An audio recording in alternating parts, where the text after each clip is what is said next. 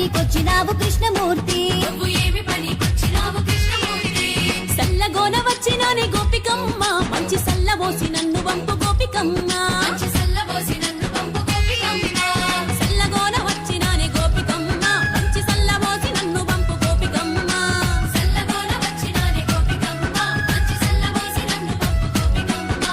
కొత్త కోడలినయ్య కృష్ణమూర్తి మా అత్తగారి నడగవయ్య కృష్ణమూర్తి